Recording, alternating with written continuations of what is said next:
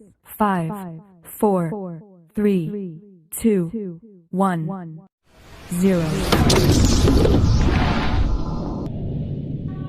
Halo anak-anak ibu semua, Assalamualaikum warahmatullahi wabarakatuh.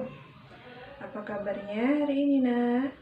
Semoga kalian selalu dalam keadaan sehat walafiat. Nah, ketemu lagi ya.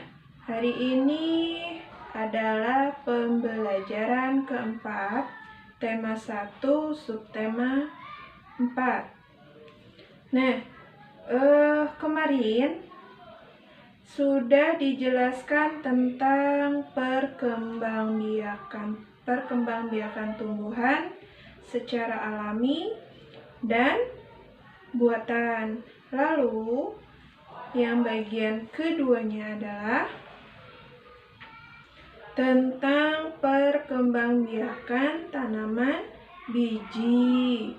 Dan yang pertemuan ketiga itu adalah tentang mengenal bagian-bagian pada bunga. Nah, hari ini kita akan membahas dan mempelajari tentang cara berkembang biak tumbuhan dengan umbi. Nah, sebelum dimulai, alangkah baiknya kita berdoa dulu ya. Berdoa dimulai.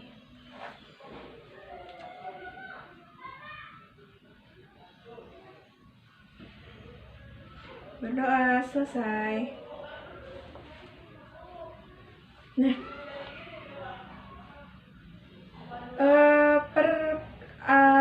perkembangbiakan tumbuhan dengan umbi. Ada yang tahu jenis umbi-umbian itu ada berapa ya?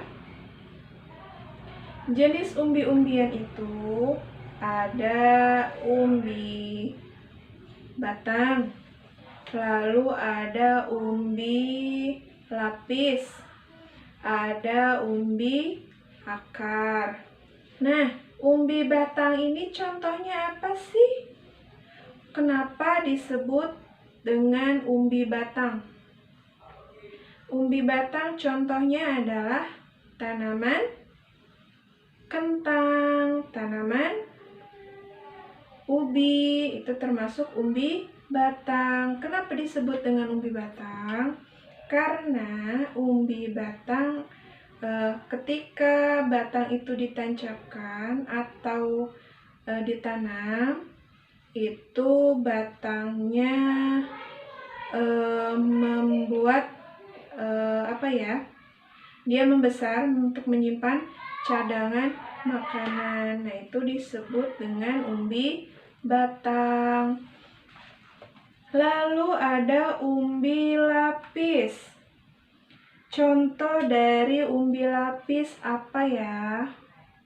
Ada yang tahu?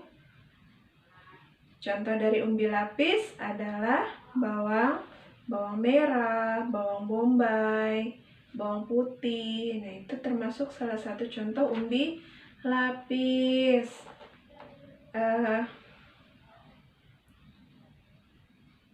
Lalu ada umbi akar. Contoh dari umbi akar itu apa? Ada yang tahu tidak? Umbi akar contohnya adalah singkong. Selain singkong, ada lobak, ada wortel, ada dahlia. Kenapa sih kok disebut dengan umbi akar? Kan ditanamnya singkong memiliki batang. Kenapa disebut dengan umbi akar, Bu? Karena dari penanaman pohon singkong itu dia mengeluarkan akar. Nah, akarnya itu dia berubah menjadi berisi, lalu isinya itu adalah simpan atau cadangan makanan dari umbi akar. Nah, dari yang itu, dari penjelasan tadi, ada yang ingin ditanyakan? Nanti bisa ditanyakan lagi ya kepada guru kelasnya. Nah, sekarang perbedaan pembagian perkembangbiakan umbi itu bisa kalian lihat ya. Ini adalah perbedaan dari perkembangbiakan umbi.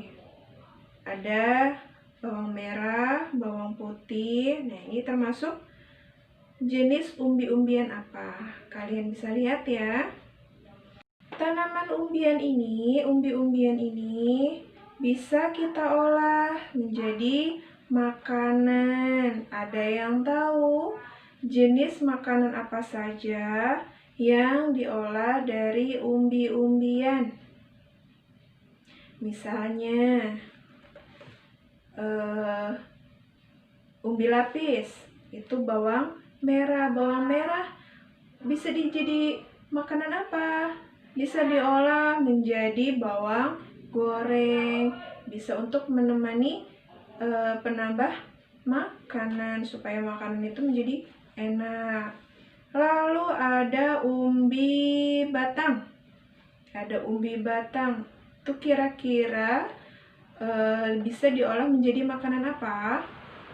Umbi batang contohnya itu adalah kentang, bisa dibuat keripik kentang, bisa dibuat perkedel makanan. Nah, bisa jadi macam-macam ya. Selain kentang ada tanaman ubi. Bisa dibuat menjadi keripik ubi, bisa dibuat getuk. Nah, getuk itu pun tidak hanya dibuat dari tanaman umbi batang, tetapi bisa juga dibuat dari tanaman umbi akar. Apa itu contohnya? Contohnya adalah dari tanaman singkong. Nah, nanti kalian sudah pernah makan getuk?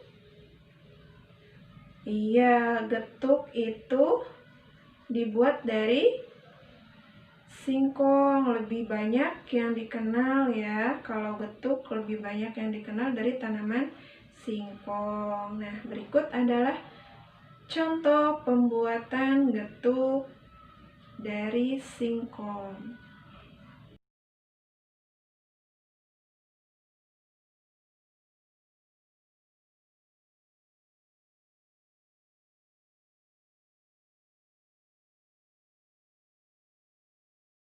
Tadi sudah Ibu jelaskan tentang perkembangbiakan tumbuhan dengan umbi. Ya, tadi sudah dijelaskan ya. Contoh dari tanaman umbi batang tadi ada kentang, ada ubi. Lalu contoh dari umbi lapis. Umbi lapis itu contohnya adalah bawang merah, bawang putih, bawang bombay. Dan yang terakhir adalah umbi akar. Umbi akar itu contohnya adalah singkong, wortel, lobak, dahlia. Itu adalah salah satu contoh dari umbi akar. Pinter. Nah, tadi sudah dijelaskan pula perbedaan dari perkembangbiakan tumbuhan. Dan yang terakhir mengenai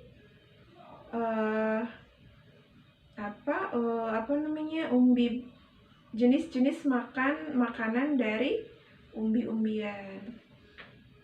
Demikian materi yang dapat Ibu sampaikan. Semoga bisa kalian pahami. Apabila masih ada yang belum paham, bisa kalian tanyakan kepada guru kalian masing-masing ya. Kurang lebihnya Ibu mohon maaf. Wabillahi taufiq wal hidayah. Oh iya, Ibu lupa.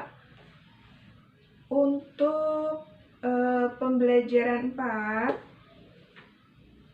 jangan lupa latihan soalnya dikerjakan dan materi ajarnya kalian baca-baca lagi ya. Nah, cukup itu saja yang dapat Ibu sampaikan. Wabillahi taufiq wal hidayah. Assalamualaikum warahmatullahi wabarakatuh. Sampai bertemu lagi di pembelajaran 5.